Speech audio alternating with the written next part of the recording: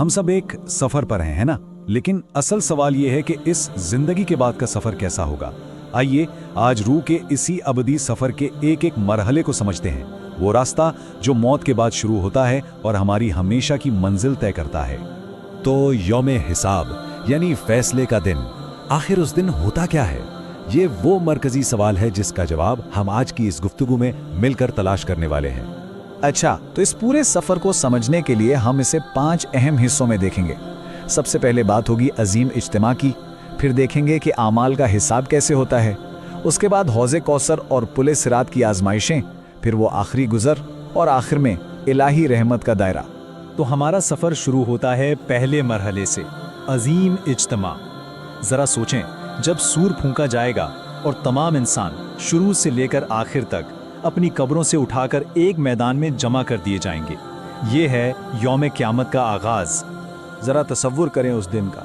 हर तरफ एक शदीद अफरा तफरी का आलम होगा, दिल दहल रहे होंगे, आंखें खौफ से फटी जा रही होंगी, कोई किसी का नहीं होगा, बाप बेटे से, भाई बहन से, हर कोई भाग रहा होगा। बस एक ही आवाज़ गूंजेगी, नफसी नफसी, यानी बस मेरी जान बच जाए। इस दिन दुनिया के सारे रिश्ते ख़त्म और बस एक चीज़ काम आएगी, हमारे अपने आमाल। और ज़रा इस मंजर की शिद्दत का अंदाज़ा लगाइए। बताया जाता है कि सूरज सरों के बिल्कुल करीब होगा, लोग अपने ही पसीने की झील में डूब रहे होंगे, और ये पसीना भी कितना होगा ये उनके दुनियावी आमाल पर मुनहसिर होगा। इस शदीद परेशानी के आलम में जब कोई बोलने की हिम्मत नहीं करेगा, सिर्फ एक हस्ती हज़रत मोहम्मद सल्लल्लाहु अलैहि वसल्लम अपनी उम्मत की बख्शिश के लिए दुआ फरमा रहे होंगे। जब सब लोग जमा हो जाएंगे तो इसके बाद इंसाफ का लम्हा आएगा। ये है दूसरा मरहला, इलाही हिसाब किताब, जहां जिंदगी में किए गए हर छोटे बड़े अमल का हिसाब लिया जाएगा। हिसाब किताब का आगाज एक बहुत ही बुनियादी चीज से होगा। सबसे पहला सवाल नमाज के बारे में होगा। अगर ये इबादत ठीक निकली तो बाकी अमाल का मामला भी आसान हो जाएगा, लेकिन अगर इसी में कमी रह गई तो आगे का सफर बहुत मुश्किल हो सकता है। इसीलिए तो इसे दीन का सुतून कहा गया है। नमाज के बाद हर इंसान की पूरी जिंदगी का हिसाब किताब होगा। ये 5 बुनियादी सवालात हैं जो हम सबसे पूछे जाने हैं। जिंदगी कहाँ गुजारी, खासकर जवानी की ताकत कहाँ सर्फ की, माल कहाँ से कमाया और फिर उसे खर्च कहाँ किया, और सबसे अहम जो इल्म हासिल किया उस पर अमल कितना किया। ये सवालात समझें हमारी पूरी जिंदगी की जिम्मेदारियों का निचोड़ हैं। अच्छा, जिनका हिसाब किताब साफ हो जाएगा उनका सफर आगे बढ़ेगा। अब रूहों को 2 ऐसी आजमाइशों का सामना करना होगा जो उनके ईमान और आमाल की सच्चाई को परखेंगी, हौज़े कौसर और पुले सिरात। तो सबसे पहले एक राहत का मुकाम आएगा, हौज़े कौसर। ये अल्लाह की तरफ से अपने नबी सल्लल्लाहु अलैहि वसल्लम के लिए एक ख़ास तोहफ़ा है। सोचिए, मैदान महशर की वो नाकाबिले बर्दाश्त गर्मी और प्यास। उसके बाद नबी पाक खुद अपनी उम्मत को उस हौज़ से पानी पिलाएंगे, और कहा जाता है कि जो एक बार इसका पानी पी लेगा उसे फिर कभी प्यास नहीं लगेगी। हौज़े कौसर के बाद आता है सबसे मुश्किल मरहला, पुल सिरात। ये एक पुल है जो दहकती हुई जहन्नम के ऊपर बनाया गया है, और जन्नत में जाने के लिए हर एक को इसे पार करना ही होगा। और ये कोई आम पुल नहीं होगा। रिवायात में इसकी जो मंजरकशी की गई है वो ये है कि ये बाल से ज़्यादा बारीक और तलवार की धार से ज़्यादा तेज है।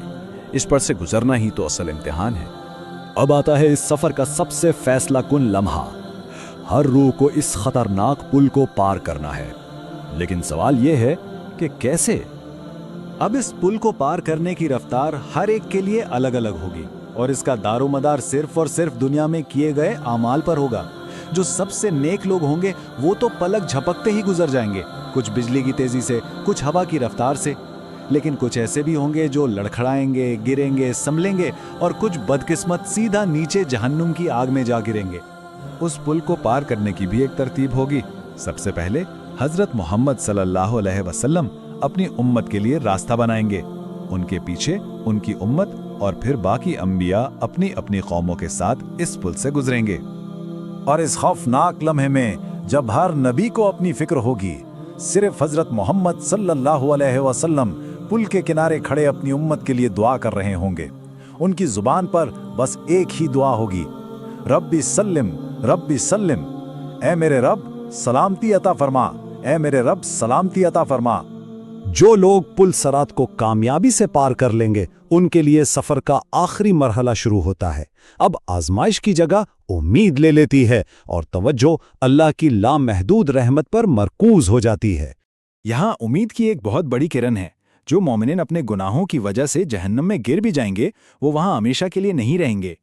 जब उनके गुनाहों की सज़ा पूरी हो जाएगी तो अल्लाह की रहमत उन्हें वहाँ से निकालकर जन्नत में दाखिल कर देगी। अल्लाह की रहमत कितनी वसी है ना, इसका अंदाज़ा जन्नत में दाखिल होने वाले आखिरी शख्स की कहानी से होता है। आग से निकाले जाने के बाद वो अल्लाह से बस एक दरख्त का साया मांगता है, फिर उसे देखकर दूसरे की ख्वाहिश करता है, फिर तीसरे की। हर बार वादा करता है कि बस अब और कुछ नहीं मांगूंगा, लेकिन अल्लाह की नेमतें देखकर खुद को रोक ही नहीं पाता और आखिर में अल्लाह ताला अपनी बेपनाह रहमत से ना सिर्फ उसकी सारी ख्वाहिशें पूरी करते हैं बल्कि उसे जन्नत में दाखिल भी फरमा देते हैं।